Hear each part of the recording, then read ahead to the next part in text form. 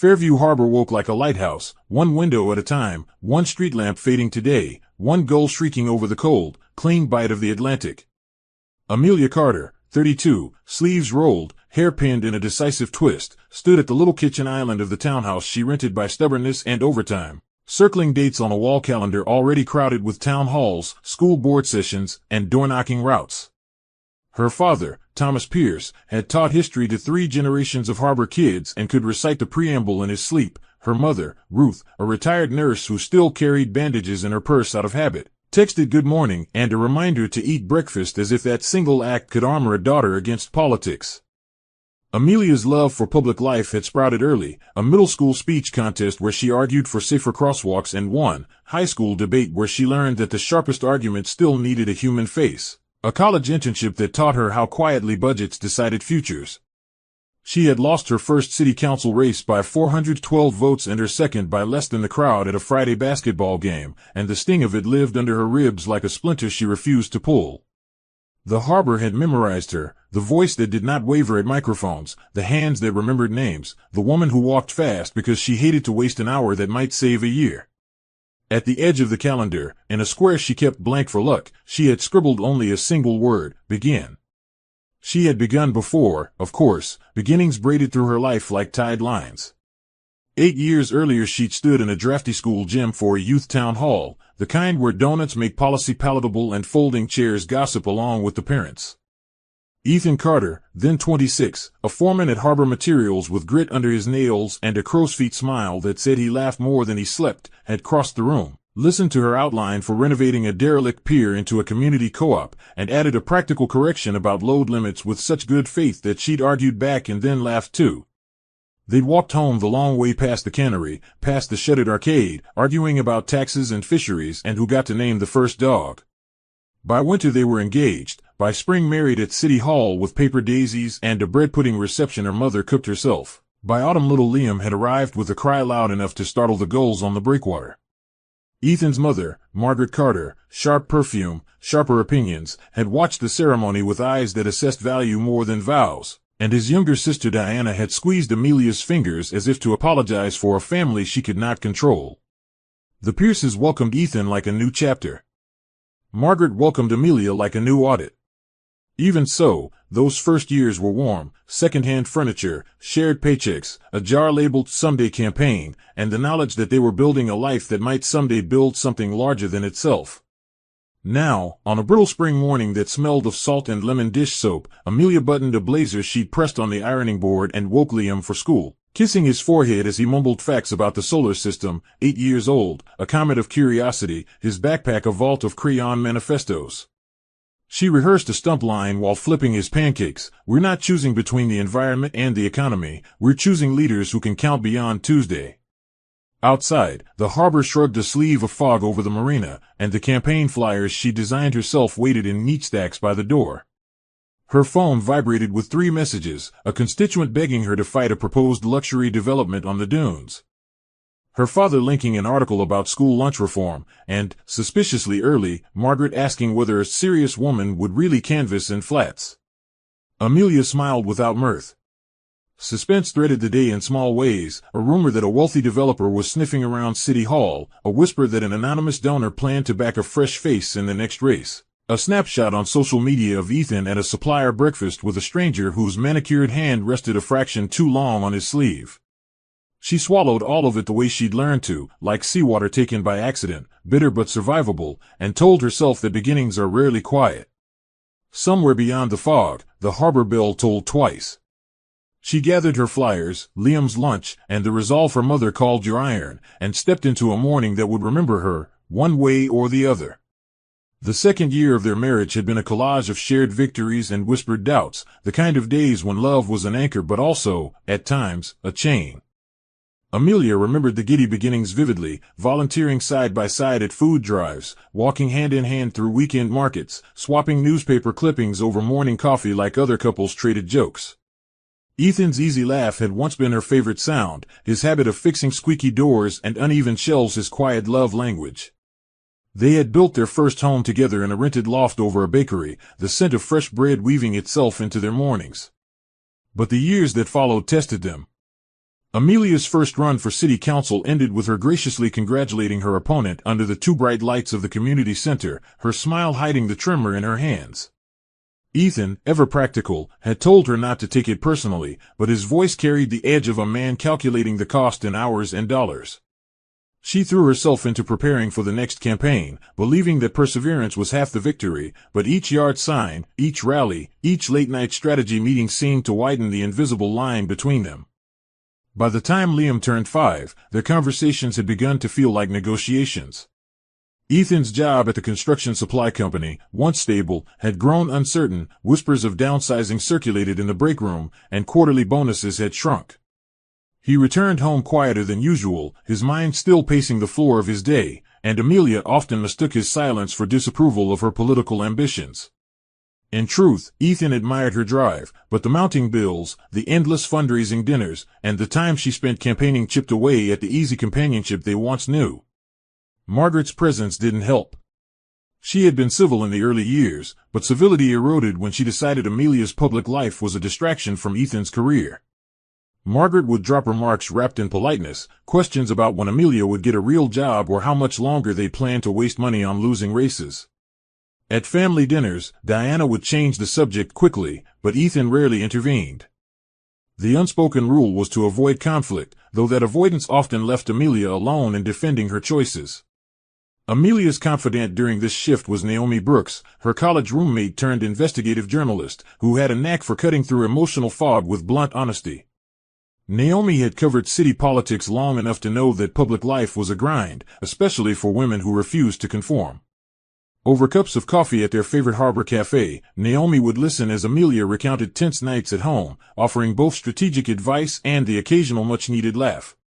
One evening, Naomi leaned across the table, her expression sharp. "You and Ethan need to talk, not just about money or politics, about where this marriage is going." Amelia nodded, but inside she feared the answer. It wasn't that the love was gone, she still saw flashes of it when Ethan read Liam bedtime stories or kissed her forehead before leaving for work, but love was now tangled with resentment, fear, and the subtle pressure of Margaret's disapproval.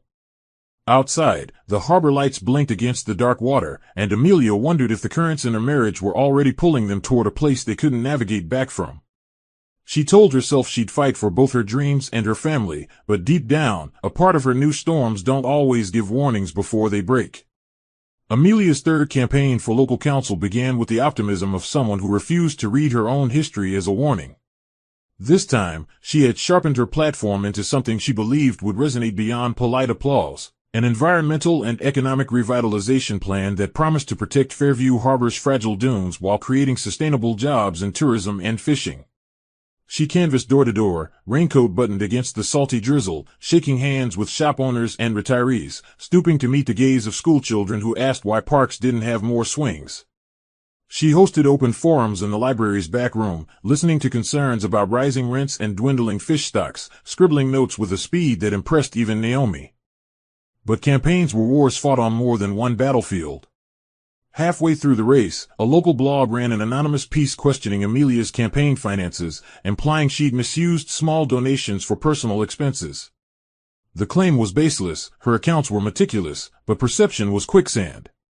Each hour she spent explaining the truth was an hour stolen from winning over undecided voters. At home, Ethan tried to sound supportive, but his questions, "Do you think this is worth it?" or "What if they dig up more?" carried the undercurrent of a man already bracing for loss.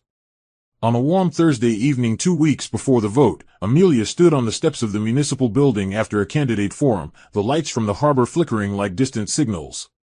Her opponent, a well-connected businessman with a knack for charm, had subtly framed her as passionate but inexperienced, planting the seed that her repeated runs were signs of stubbornness rather than dedication.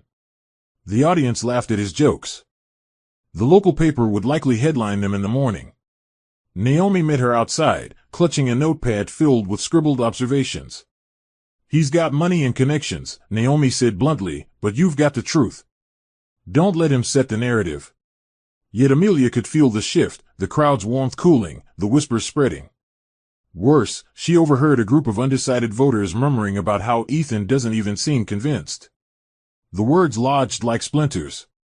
Later that night, she sat at the kitchen table staring at her campaign ledger, the sound of Ethan moving around upstairs a reminder of how alone she felt in the fight. Election night arrived with the kind of brittle hope that keeps you awake even when you know the odds. Liam, wearing a Vote Amelia button, sat beside her at the results watch party in the community hall, coloring on a campaign flyer while grown-ups murmured over precinct updates. The tally climbed slowly, close enough to tease victory, close enough to hurt when the final numbers appeared. Amelia had lost by just under 300 votes. Cameras caught her congratulating her opponent with a handshake and a smile that looked whole to everyone but Naomi. After the speeches and the cleanup, she walked Liam home, the streets quiet except for the occasional rush of wind off the water. Liam, sensing her mood, squeezed her hand. "You'll win next time, Mom," he said, his voice carrying the kind of certainty that made her eyes sting. Inside, she tucked him into bed and sat for a long time in the darkened living room, the faint hum of the refrigerator the only sound. She thought of all the hours, the doors knocked, the conversations had, and wondered if her town would ever see her as more than a runner-up. Yet, even in that moment of exhaustion, she knew she wasn't done, not with politics, not with trying, and not with believing that her place in this town's story was still waiting to be written. Ethan's new project at Harbor Materials brought with it a change in pace, and a new colleague who would prove to be the most dangerous shift in their marriage yet. Chloe Summers arrived in Fairview Harbor from the city with a reputation for being both charming and ruthlessly efficient. At 29, she had the kind of polished confidence that came from knowing how to turn every introduction into an opportunity. Her tailored suits and subtle designer accessories contrasted sharply with the blue-collar energy of Ethan's workplace, making her stand out instantly. On her second day, she and Ethan were paired on a logistics overhaul, and she wasted no time making herself indispensable. She laughed easily at his jokes, asked questions about his career with genuine interest, and made sure her compliments landed at moments when he most needed reassurance. Ethan, who had been wrestling with doubts about his professional standing, found her attention like a bomb. When Chloe suggested they attend an industry mixer together to represent the company, he accepted without hesitation, telling himself it was purely for networking. Margaret Carter met Chloe before Amelia did. The introduction came at a charity auction organized by the local business guild, where Chloe was volunteering at the registration desk. Margaret, dressed in her best pearl set, struck up a conversation and quickly learned of Chloe's connections in real estate and her past work with high-profile executives. Within minutes, Margaret was convinced Chloe represented the kind of influence Ethan needed to advance. She praised Chloe's elegance and ambition, finding in her the daughter-in-law she'd always imagined for her son but never believed Amelia could be. Chloe played the role expertly, speaking respectfully about Ethan's potential while listening just enough for Margaret to feel heard. From that night on, Margaret began mentioning Chloe in casual conversations with Ethan, framing her as a valuable ally. Ethan brushed it off at first, but the seed had been planted. Amelia first noticed Chloe's name one evening when Ethan came home wearing a crisp new shirt and carrying a branded notebook from an upscale networking event. Chloe had an extra ticket, he explained, shrugging as if it were nothing. Over the next few weeks, subtle changes crept in, Ethan spending more hours at the office, his phone lighting up with late-night messages, and small shifts in his wardrobe toward the style Chloe favored.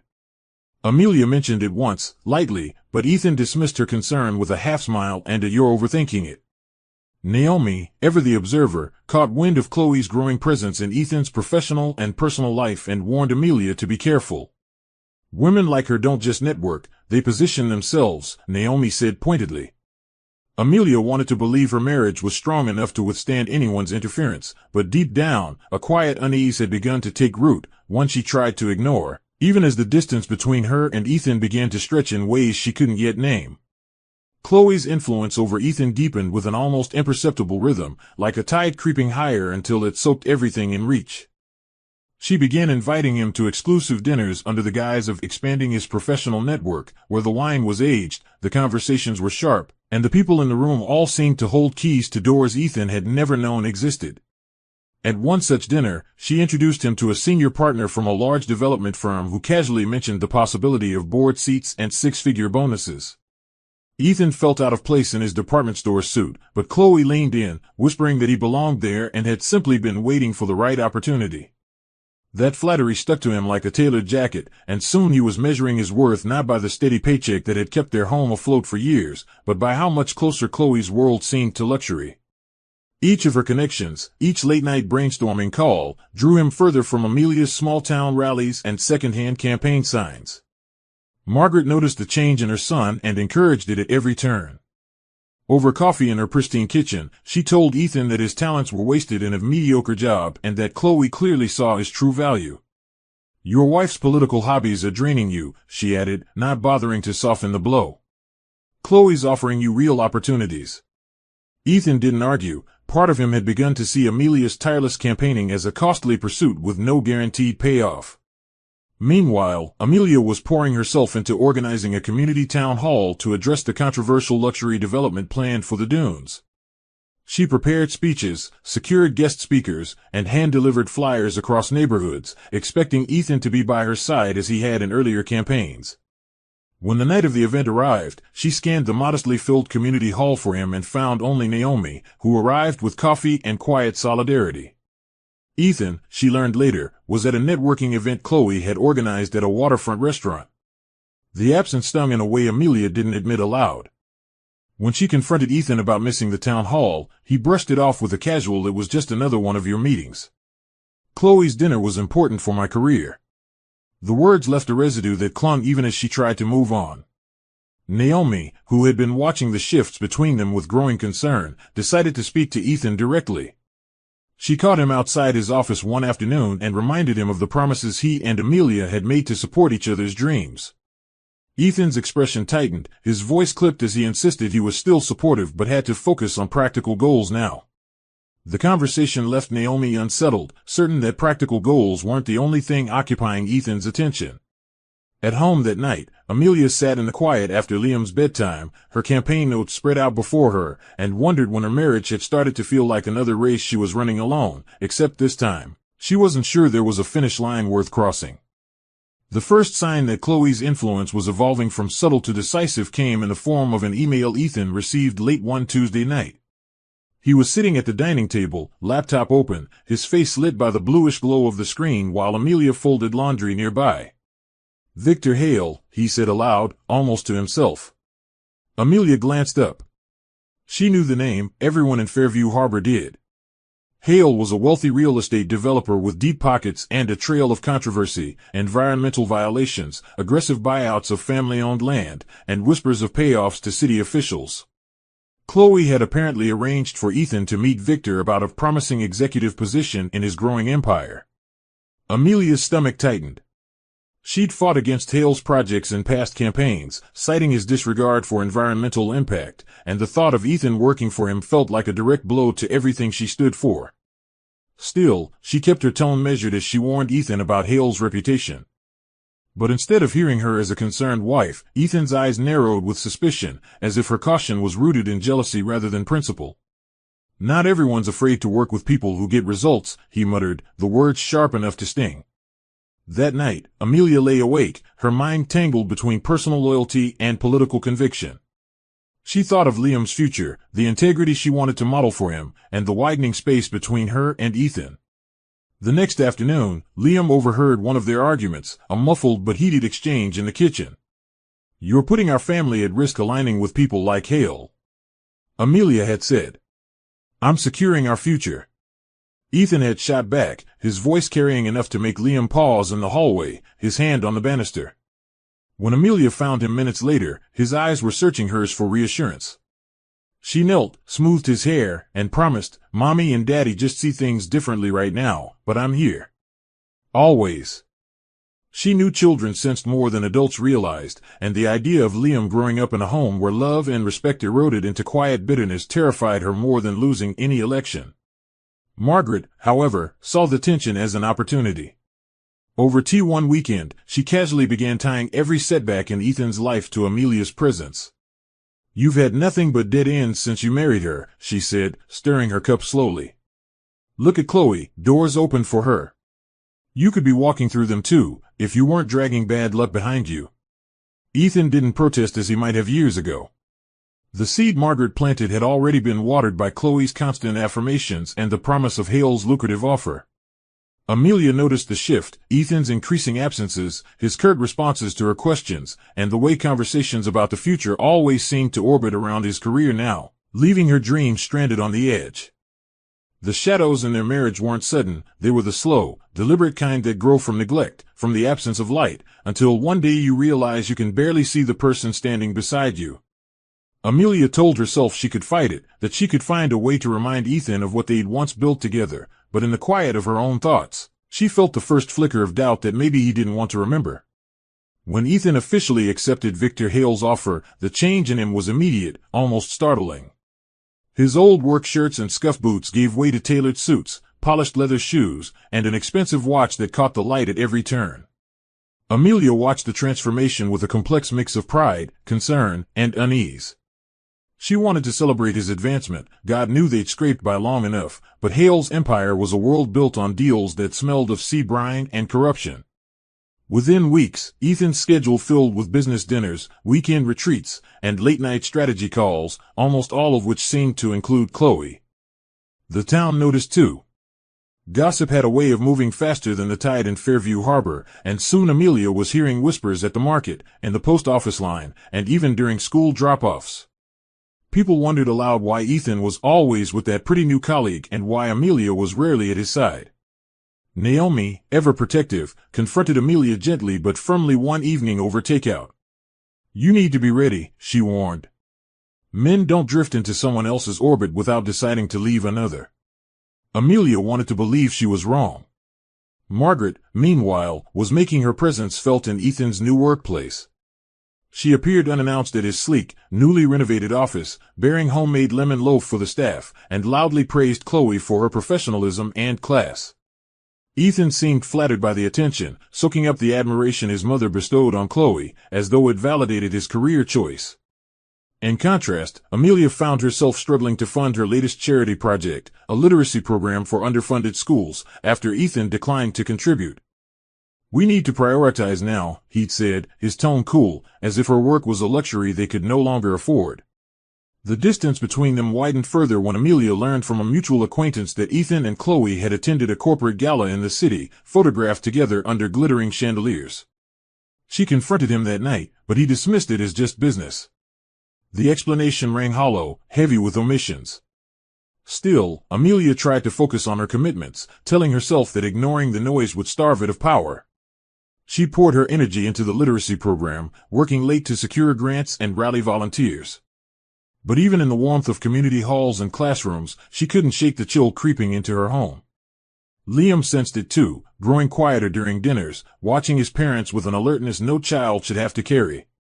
One evening, as they sat at the table in a silence broken only by the clink of cutlery, Amelia caught Ethan glancing at his phone and smiling faintly before slipping it back into his pocket. She didn't have to ask who it was. Naomi's earlier warning echoed in her mind, but she swallowed it down, deciding she would not accuse without proof. Still, she felt it, the first fracture in a marriage that had once been their shared foundation.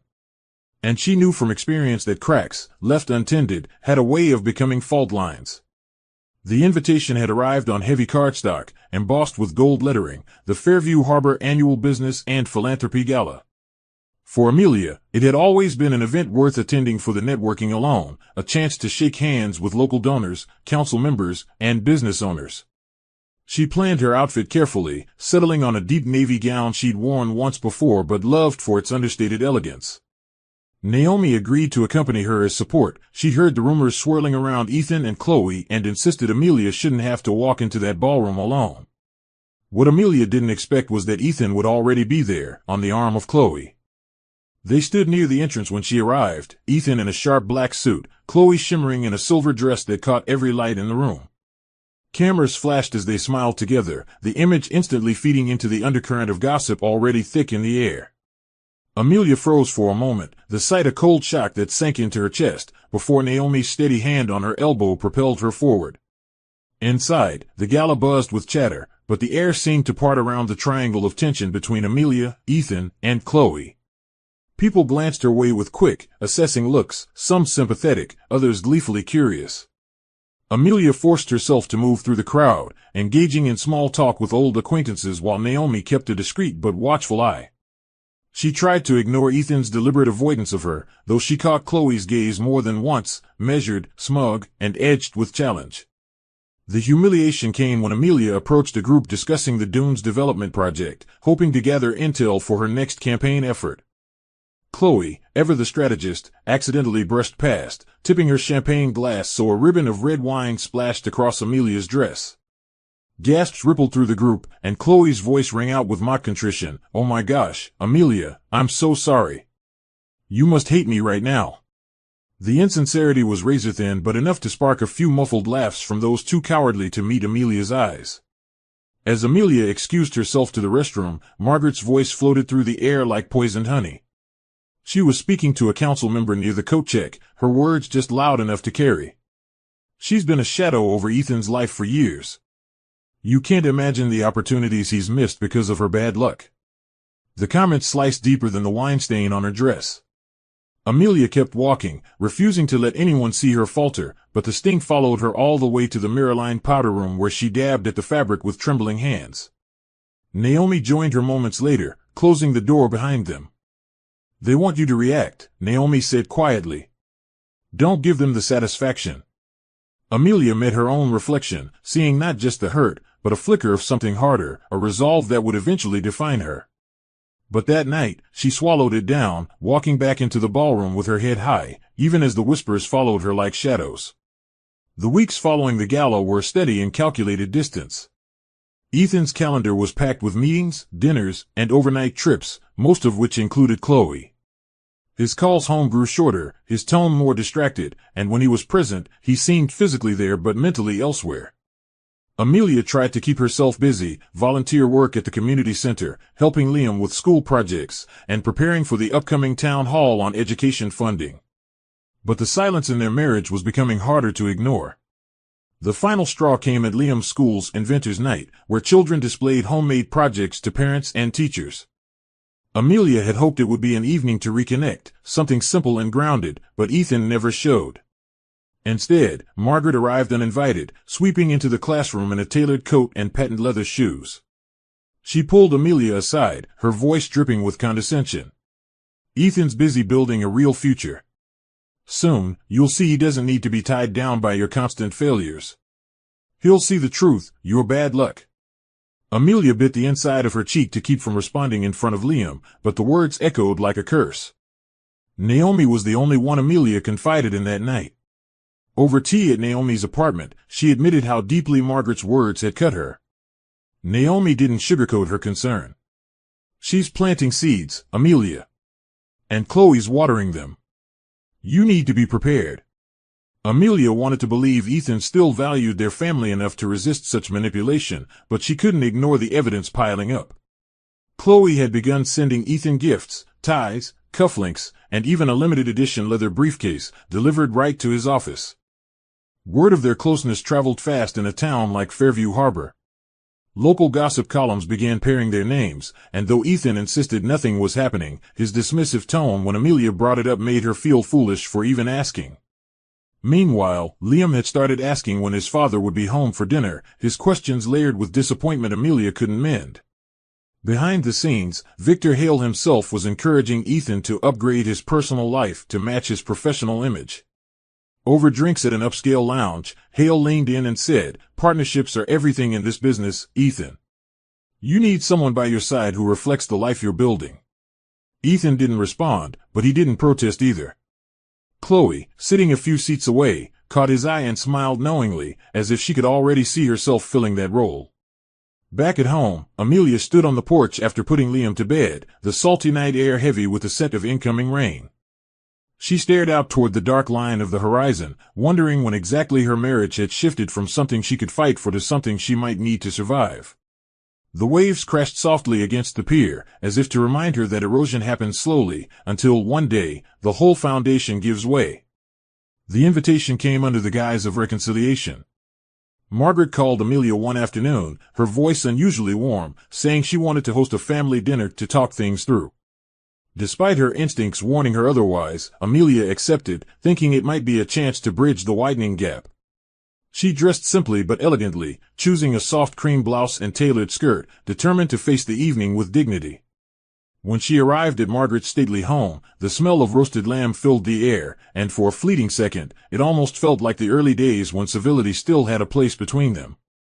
But the moment she stepped into the dining room, her stomach knotted. Chloe was already seated at the table, perfectly poised, a glass of wine in hand, smiling like a guest of honor.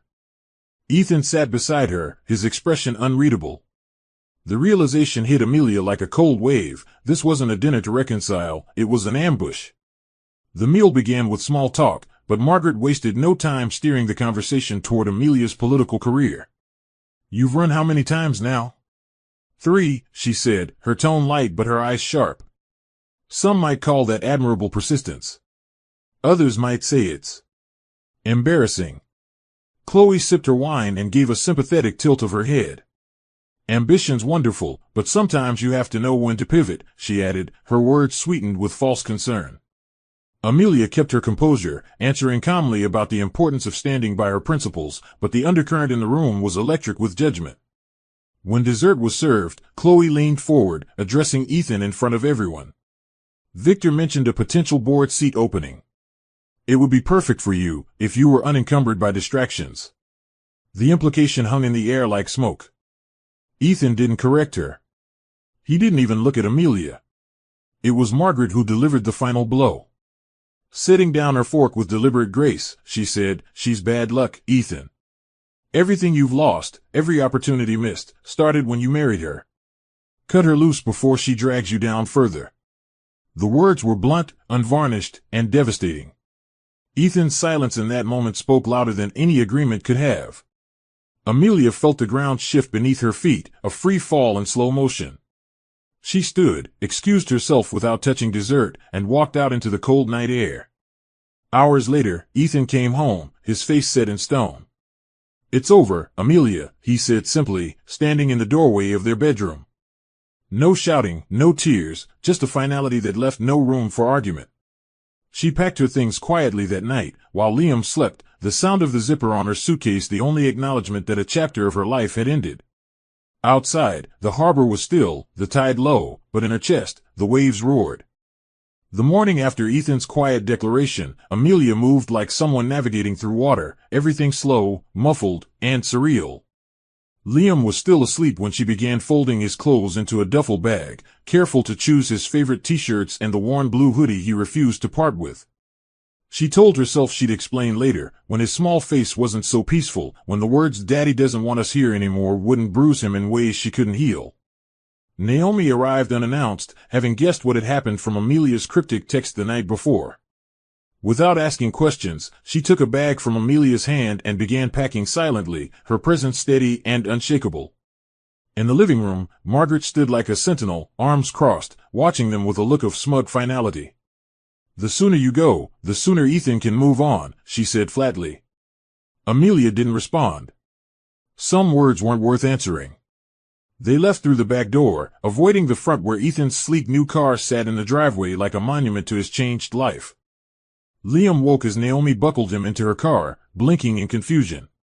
"Where are we going, Mommy?" he asked, his voice thick with sleep.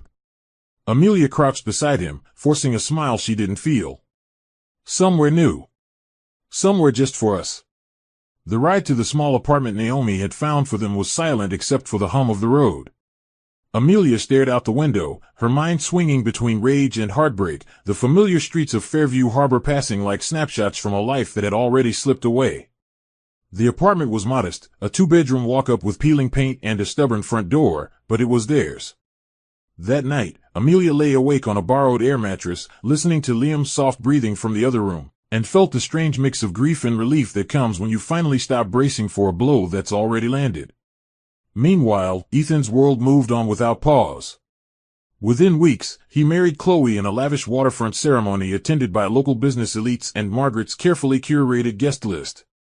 Photos of the event appeared in the society pages, Chloe in a gown dripping with crystals, Ethan smiling in a way that seemed almost performative. Amelia didn't look at the pictures, but she didn't have to. The whispers in the grocery store, the sidelong glances at the post office told her everything. Instead of allowing herself to drown in humiliation, she focused on survival. She found part-time work as an aide for a city councilwoman she respected, kept up with Liam's schoolwork, and began saving every spare dollar. Though she kept her head down, a small flame of determination flickered inside her. Margaret might have cast her out, Chloe might have replaced her in Ethan's world, but Amelia knew one thing with absolute certainty: this wasn't the end of her story, it was the beginning of a different kind of campaign. For Ethan, married life with Chloe was not the seamless upgrade Margaret had envisioned. The cracks began to show almost immediately after the honeymoon, tiny at first, then widening with each passing month. Chloe, accustomed to the constant glamour of courting, found domestic life with Ethan far less thrilling. She had imagined boardrooms and champagne toasts. Instead, she found herself contending with the unromantic grind of bills, scheduling, and Ethan's unpredictable hours. Their fights started over trivial things, whether to host business dinners at home or in restaurants, how much to spend on redecorating, but quickly escalated to deeply personal accusations. Chloe resented Ethan's occasional hesitations and public displays of affection, suspecting he was still haunted by thoughts of Amelia. Ethan, meanwhile, grew weary of Chloe's insatiable need for attention and validation. Nights that were supposed to be intimate often dissolved into cold silences or Chloe storming off to the guest room. Margaret, once Chloe's fiercest ally, soon turned into her sharpest critic. Her initial enthusiasm for the match dimmed the moment Chloe failed to produce the heir she had been silently expecting. Months turned into a year without so much as a hint of pregnancy, and Margaret began voicing her displeasure openly. "What kind of wife can't give her husband a child?" she asked during one Sunday brunch, her voice slicing through the tension like a knife. Chloe's response was just as cutting. "What kind of mother thinks she can run her grown son's life?" Their arguments were explosive, often leaving Ethan caught in the middle, resentful of both women. The once polished image of their household began to fray, and whispers started to circulate among Ethan's colleagues that things at home were less than perfect. Victor Hale, ever observant, subtly hinted that Ethan's personal life was beginning to tarnish his professional reputation. The chaos in Ethan's new marriage contrasted sharply with the quiet determination of Amelia's life. While Ethan's evenings were consumed with verbal sparring and strained civility, Amelia was slowly but steadily building stability. She balanced her part-time work with community involvement, using her position in the councilwoman's office to learn more about the inner workings of politics from the inside. Liam thrived under her care, his laughter returning as they settled into their modest apartment. Meanwhile, Ethan found himself longing for the simple, grounded life he had once dismissed as small. But pride kept him from admitting it, not to Chloe, not to Margaret, and certainly not to himself. Each fight in his home only deepened the gnawing sense that he had traded something real for something shiny, and the shine was already wearing thin. It was Naomi who first spotted the glimmer of opportunity in Amelia's steady recovery. One afternoon over coffee at the Harbor Cafe, Naomi slid a folder across the table. Inside were notes, articles, and a profile on Daniel Price, a highly regarded campaign strategist who had relocated to Fairview Harbor after working several successful gubernatorial races in neighboring states.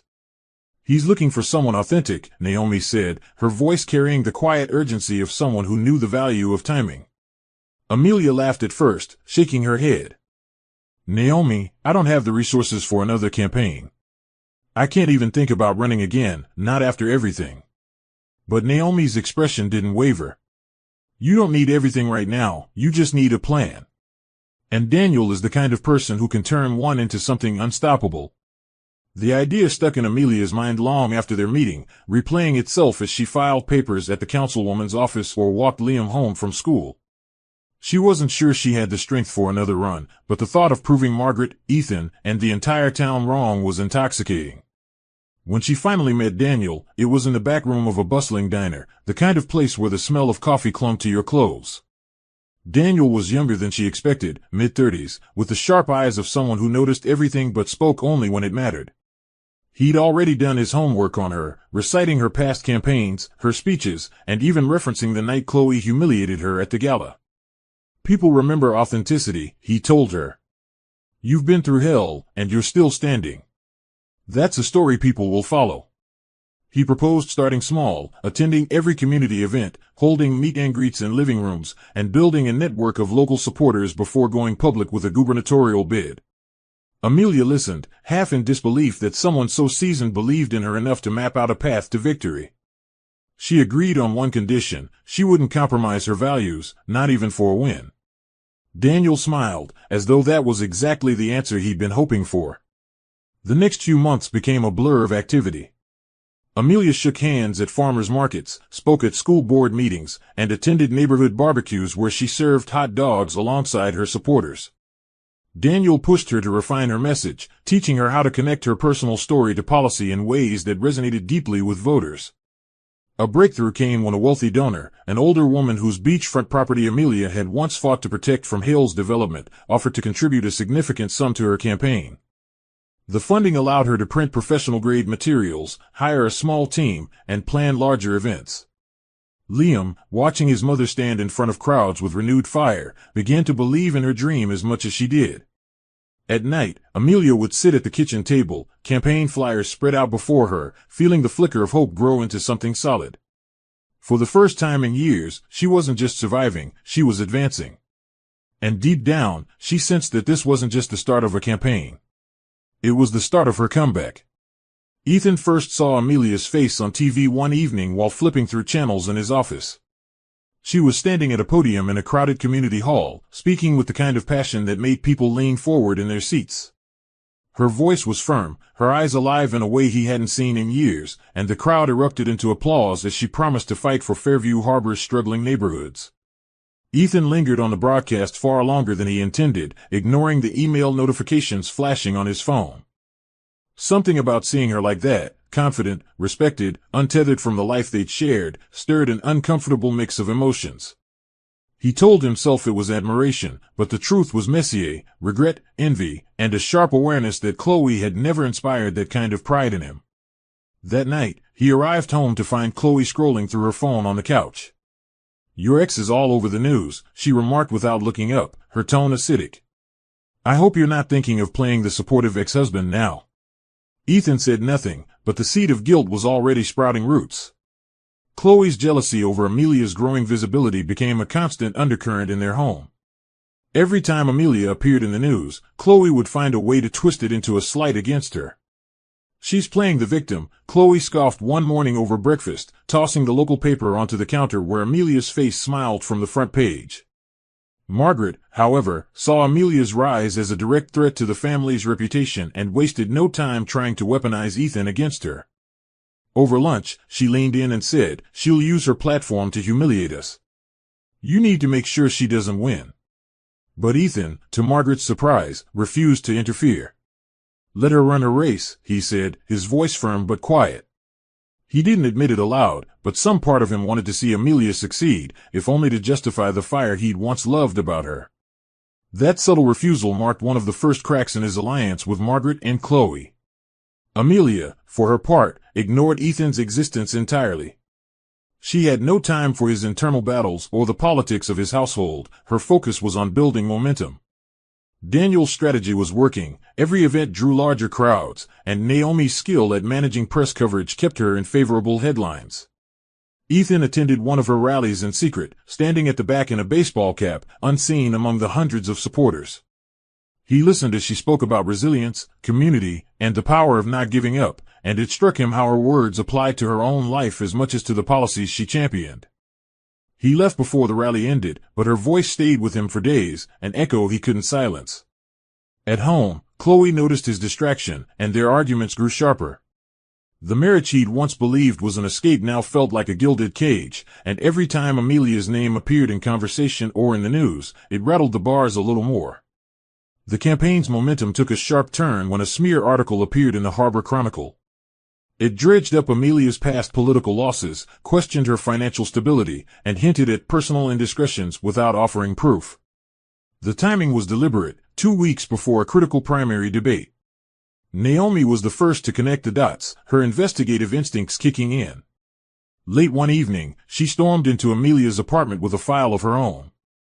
"Victor Hale's fingerprints are all over this," she said, slapping it onto the table. "One of your opponents is being funded by him, and you can guess who encouraged it." Amelia didn't need to guess. She knew. This was Victor's way of protecting his business interests, and by extension, Ethan's standing in that circle. The article's shadow was heavy, but Daniel insisted they turn it into an advantage. "You don't hide from this," he said. "You confront it head-on and make them regret giving you the microphone." The press conference they staged the next day became a turning point. Amelia stood at the podium in a deep green blazer, her posture steady, her eyes clear. "Yes, I have lost elections before," she began, her voice carrying over the gathered crowd.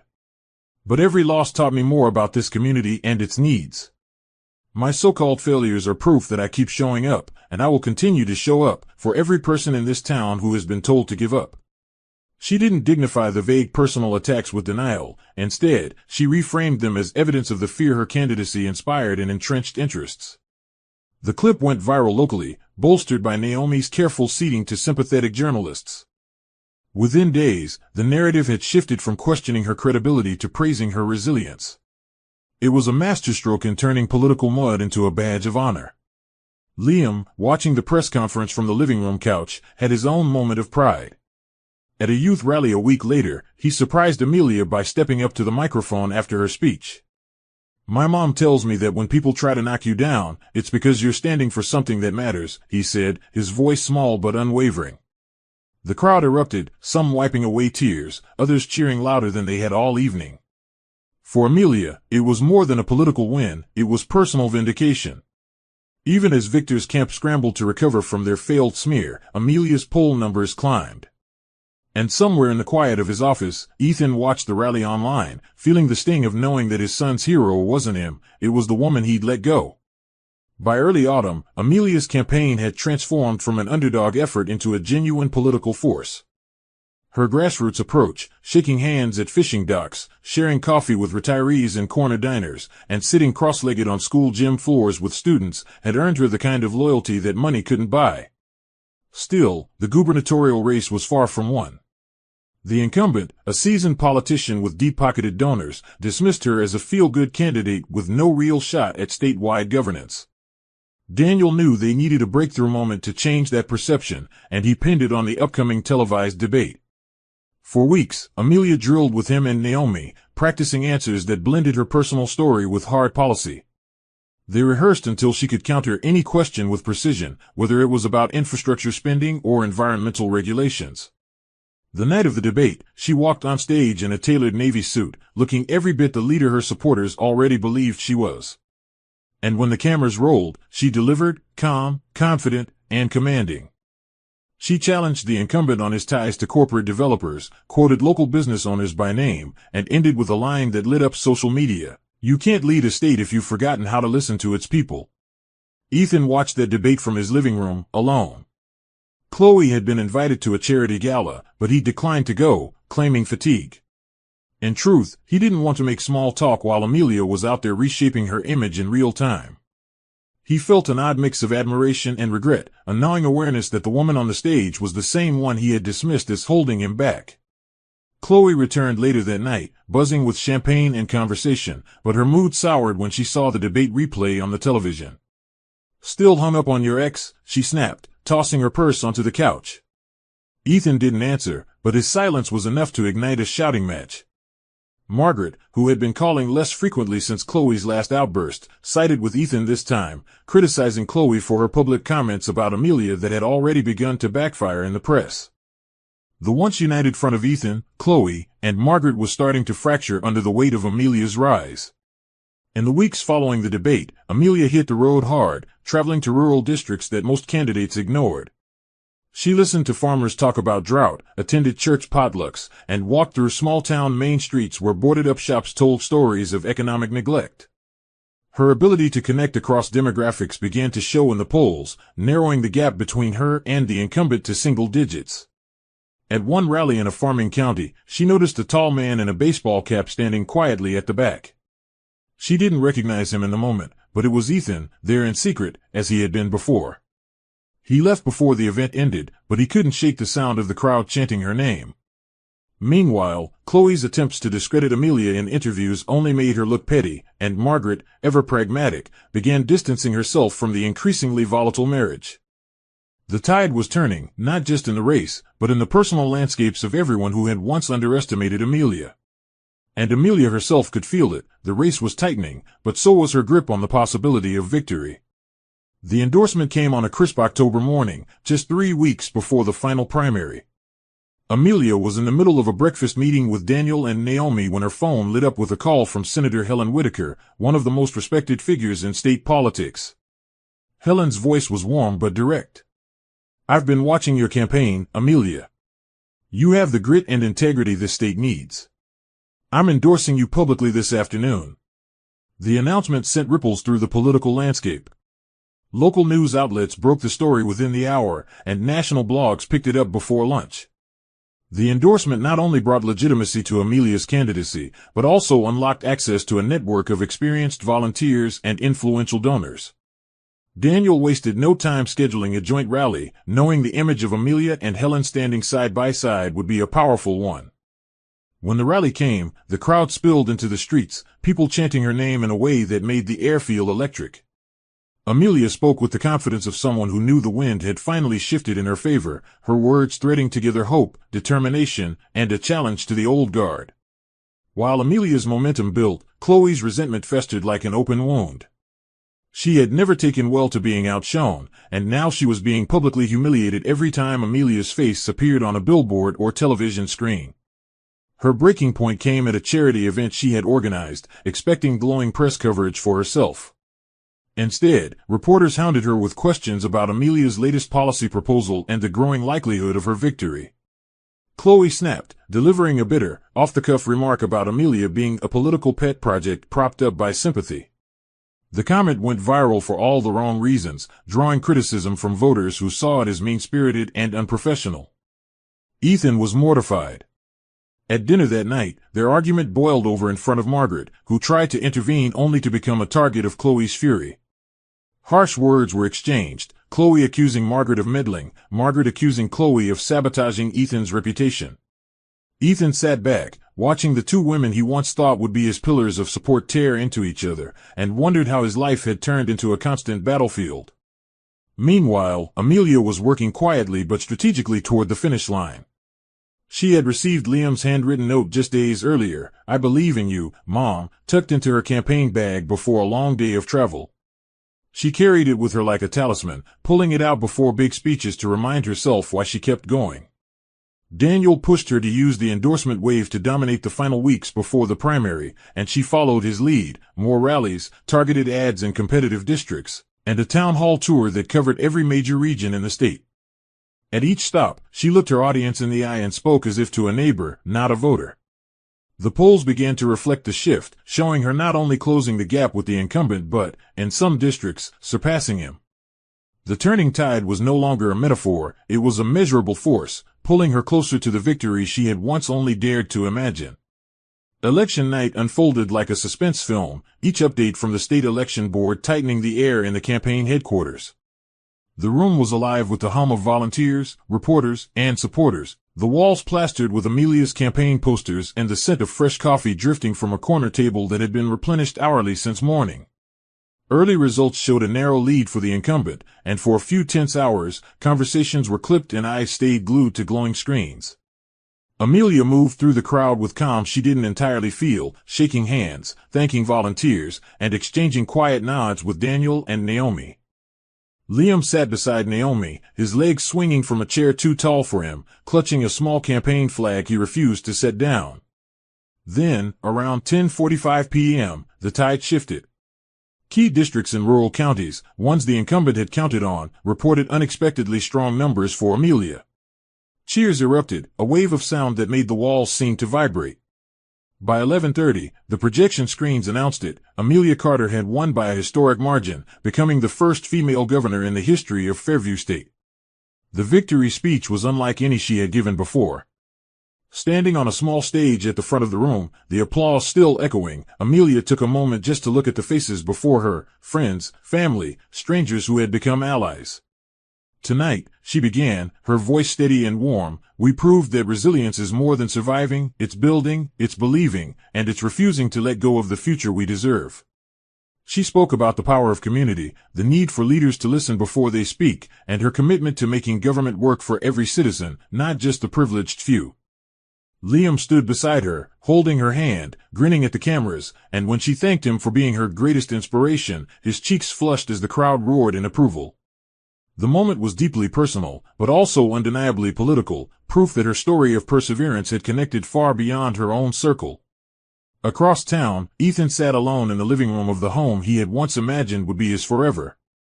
Chloe was out, having little interest in watching that woman win, and Margaret hadn't called since their last fight.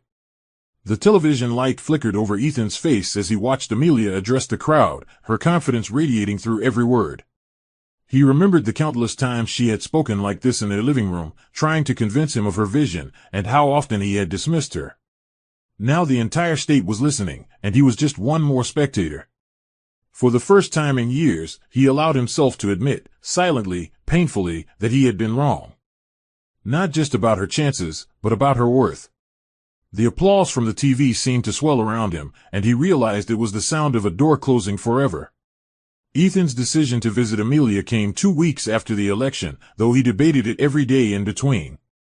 He told himself it was just to congratulate her, but in truth, the pull was heavier than courtesy. It was the need to see, face to face, the woman she had become without him. When he arrived at the governor-elect's transition office, the security detail looked at him with polite skepticism before announcing him. Amelia stepped out moments later, dressed in a crisp white blouse and slate-gray blazer, her expression measured.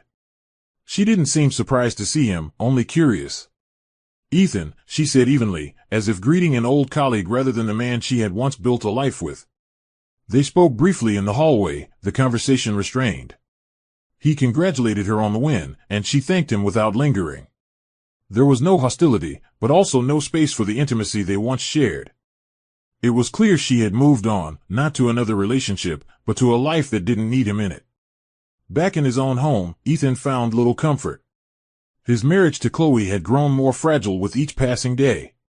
The tension between Chloe and Margaret had reached a point where they could barely be in the same room without trading insults. Chloe resented Margaret's interference, and Margaret saw Chloe's inability to conceive as both a personal failure and a threat to the Carter family name. Ethan had long stopped playing mediator. He simply withdrew into long work hours or late-night drives, avoiding the chaos altogether. He noticed, with a dull ache, that the house never felt warm. The laughter he once took for granted in his life with Amelia and Liam was absent here, replaced by sharp words and long silences. Sometimes he thought about calling Liam just to hear his voice, but he knew his son preferred staying with Amelia, where the atmosphere was lighter, healthier. Meanwhile, Amelia was in the thick of preparing for her new role. The governor-elect's office was a whirlwind of policy briefings, staff interviews, and strategic planning sessions. She appointed Naomi as her communications director and confirmed Daniel as her chief of staff, surrounding herself with people she trusted implicitly. Liam spent his weekends exploring the capital city with her, marveling at the grandeur of the governor's residence and asking endless questions about her job. In quiet moments, Amelia allowed herself to reflect on the journey here, the betrayal, the nights in the small apartment, the long days of campaigning, and felt nothing but gratitude for the strength she had found in those trials. Ethan was part of her past, and while she no longer carried anger toward him, she had no desire to reopen that chapter. Her focus was forward, on the state she was about to lead, and on the boy whose faith in her had never wavered. The first day of Amelia's governorship dawned with a winter sky painted in pale gold, the kind that promised clarity even in the cold. The Capitol building steps were lined with flags, supporters, and press crews, their breath fogging the air as they jostled for the best view. Inside, Amelia stood in a quiet antechamber, adjusting the lapel of her tailored navy coat while Naomi fussed over the final details of her speech. Daniel reviewed the schedule in low tones, but Amelia's eyes were fixed on Liam, who sat in the front row with a wide grin, his small hands gripping a miniature flag. She stepped out onto the platform to a swell of applause that rolled over her like a wave, loud, affirming, and impossibly humbling. The oath was spoken with steady conviction, her voice carrying across the crowd and the state she now served. In her inaugural address, she spoke of resilience, of rebuilding trust in government, and of never forgetting the people who had walked beside her when the road was hardest. Every word was anchored in the truth of her own story, and it resonated deeply with those listening. After the ceremony, Amelia moved through the receiving line with practiced warmth, greeting old friends, new allies, and dignitaries. She paused when she saw her parents, Thomas and Ruth, standing together with tears in their eyes. Their embrace was long and unspoken, full of the pride and relief only parents could carry. Naomi and Daniel stood off to the side, exchanging a glance that said everything. They had believed in her from the start, but even they were awed by how far she'd come. Later, at the reception, Liam tugged on her sleeve and whispered, "Mom, I think you can do anything now." The words hit her harder than the applause. She realized this was the true victory, not the office, not the title, but the proof that her son had learned the value of perseverance, integrity, and self-belief. Somewhere at the back of the crowd, Ethan stood quietly, unannounced and unnoticed by most. He didn't approach her. He knew this was no longer his place, but he watched for a few moments as she laughed with Liam, shook hands with officials, and moved with the confidence of someone fully at home in her own skin. He saw, perhaps more clearly than anyone else there, the distance between the life she had now and the one they had once shared. As the crowd shifted, he turned and walked away, the sound of applause fading behind him. Amelia didn't see him leave. Her attention was fixed forward, on the tasks ahead and the people she'd promised to serve. This was her new beginning, and it wasn't born from luck or chance. It was forged from every trial, every loss, and every step she'd taken to rise again. The harbor winds might still blow cold in Fairview, but for Amelia Carter, the horizon had never been brighter. The end.